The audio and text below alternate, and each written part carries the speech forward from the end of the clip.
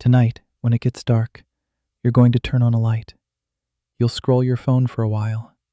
Eventually, you'll go to bed and try to sleep in one solid block until morning. And if you wake up at 2 or 3 in the middle of the night and can't fall back asleep, you'll probably lie there frustrated, wondering what's wrong with you. Nothing is wrong with you. In fact, what your body is trying to do at 2 in the morning is exactly what human bodies did every single night for 300,000 years. And the reason you don't know that is because we erased it, in about 100 years, without noticing.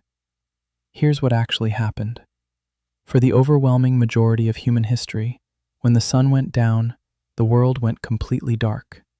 Not dim, not orange-tinted like a city night. Completely, totally, disorienting dark. The kind of dark where you cannot see your own hand in front of your face.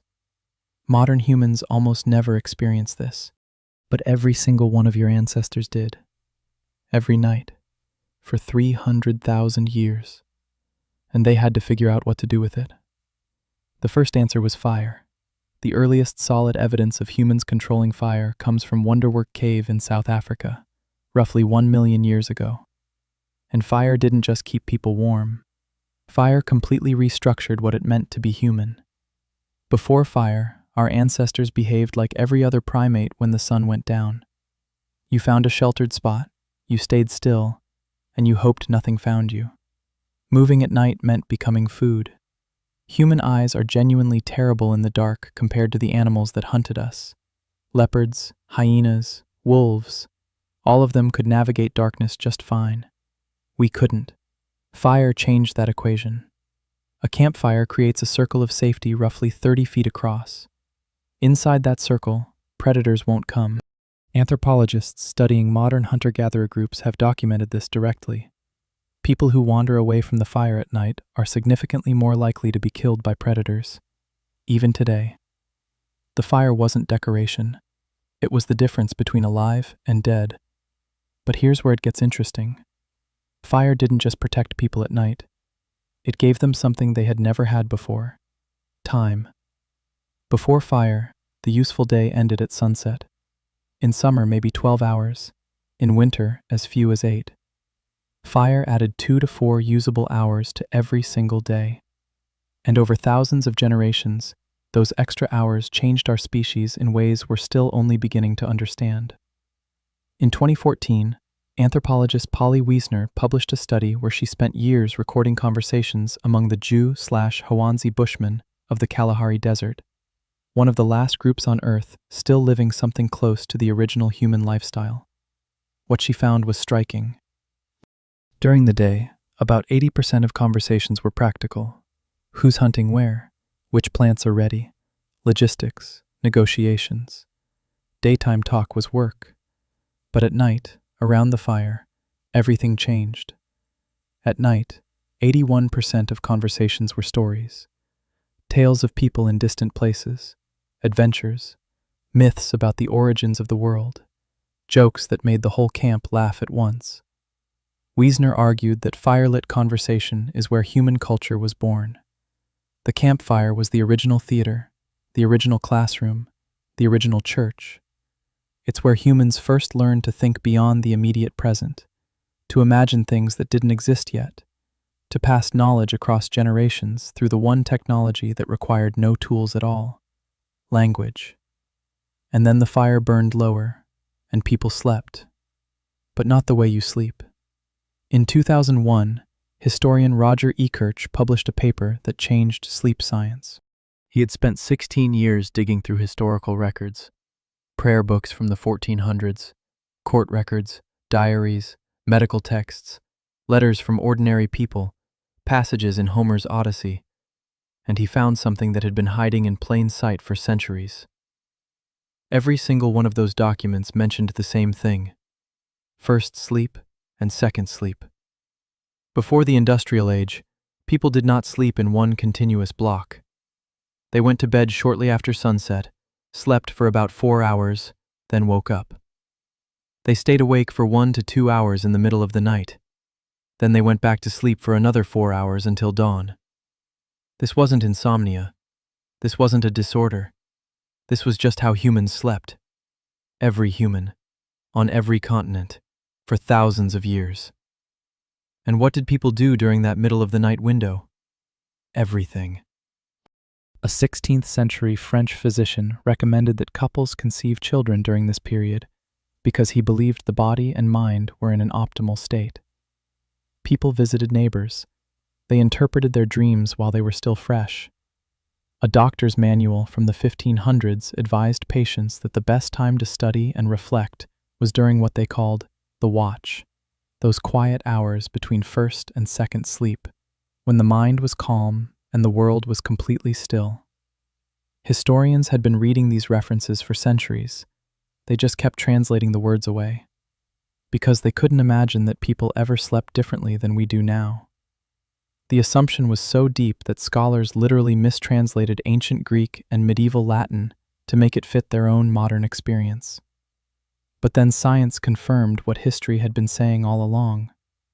In 1992, psychiatrist Thomas Wehr at the National Institute of Mental Health ran an experiment. He took a group of volunteers and removed all artificial light from their lives. For 1 month, they experienced 14 hours of darkness every night, the way our ancestors would have before electricity. Within weeks, every single participant settled into the same pattern without being told to. 4 hours of sleep, 1 to 3 hours of quiet wakefulness, then 4 more hours of sleep. Nobody instructed them to do this. Their bodies just did it, as if some ancient program had been sitting inside them the whole time, waiting, buried under centuries of artificial light. Wehr measured their hormone levels during that middle-of-the-night waking period and found something remarkable. The participants weren't in a normal waking state. Their brains were producing elevated levels of prolactin, the same hormone released during deep meditation and after orgasm. They described feeling calm, reflective, almost outside of time. It wasn't just a gap in sleep. It was its own distinct state of consciousness, one that most people alive today have never experienced even once in their lives. So what killed it? Light. That's the whole answer. In the 1600s, cities began installing street lamps. Paris was one of the first, under Louis XIV, who wanted to reduce crime. London followed. Then came cheaper candles. Then gas lamps. Then, in 1879, Thomas Edison commercialized the electric light bulb. And within a single generation, the night that humans had lived inside for 300,000 years was simply gone. And here's the part that nobody talks about. The word curfew comes from the French couvre-feu. It literally means cover fire. In medieval towns, a bell would ring at night signaling everyone to extinguish their flames. Not because of fire safety, because night was supposed to be dark. Night was when you slept. Night was when you were vulnerable. For most of recorded history, being outside after dark without a lantern was literally illegal in many European cities. Night belonged to criminals and the supernatural. People feared it in a way we genuinely cannot comprehend today. And then we conquered it. We flooded it with light, and we called it progress. But here's what we lost. Modern humans are exposed to artificial light an average of 7 to 8 hours past sunset. That light, especially the blue light from phone and computer screens, suppresses your body's production of melatonin, the hormone that regulates sleep. Your brain doesn't know the difference between a light bulb and the sun. When light hits your retina at 11 at night, your brain reads it as daytime. It delays melatonin release. It fragments your sleep architecture. It disrupts a circadian rhythm that took millions of years to build. Researchers have found that people who go camping for just 1 week with no artificial light at all have their melatonin cycles reset by nearly 2 hours. Their bodies start producing melatonin at sunset instead of hours after it. That's all it takes. 7 days of darkness, and 300,000 years of biological programming reasserts itself as if it never left. We didn't just change when we sleep, we deleted an entire phase of human consciousness.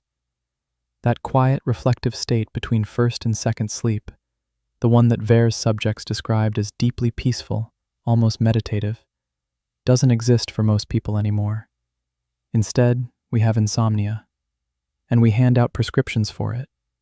We treat it as a malfunction, as something wrong with the individual body that can't seem to do what modern life requires. But what if it's not a malfunction at all? What if waking up at 2 in the morning and lying there in the dark, unable to fall back asleep, isn't your body breaking down? What if it's your body remembering exactly what it was built to do? For 300,000 years, your ancestors spent their nights in a rhythm that science is only now beginning to map.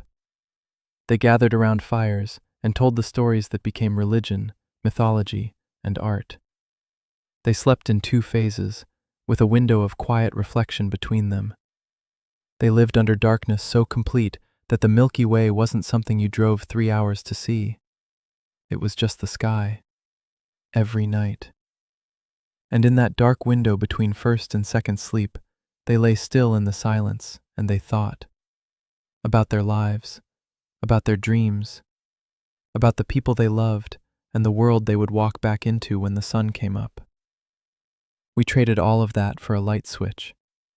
And most of us never knew there was anything to lose.